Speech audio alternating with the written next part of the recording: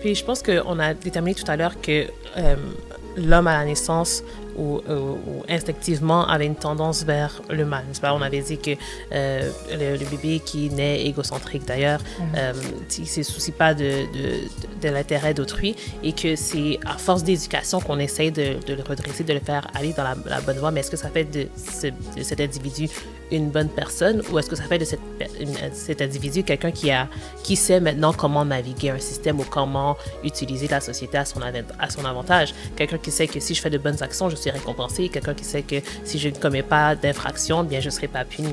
Donc, est-ce que ça fait de l'individu une bonne personne nécessairement? Mais pas tout à fait, parce que si on enlève ce système de société qui fonctionne, on retombe très facilement pour beaucoup dans l'anarchie. Et tout ce qu'on a appris, disons, ça prend le bord, puis on revient à ce qui est purement instinct de survie. Donc, je dirais pas que le fait simplement de faire de bonnes actions fait de nous une bonne personne. Je pense que ça fait de nous quelqu'un qui a compris comment évoluer dans une société moderne, occidentale, quelqu'un qui sait comment s'attirer les bonnes grâces de ses collègues, de sa famille et autres, mais pas nécessairement une bonne personne. On ne sait pas quelles sont les motivations de l'individu qui commet des bonnes actions.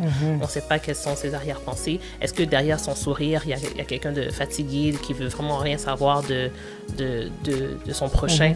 On ne sait pas ça. On ne sait pas ça non plus, pour être fair, on ne sait pas ça non plus de la personne qui est chrétienne. Jerry a donné tous ces exemples de la maladie et autres, mais on connaît tous des chrétiens qui ont fait face au deuil aussi, ou qui n'ont pas été délivrés, ou qui n'ont pas...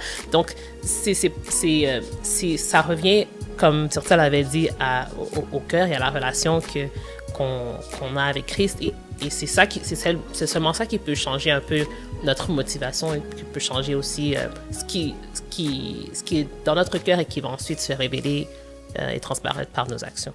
Ouais, puis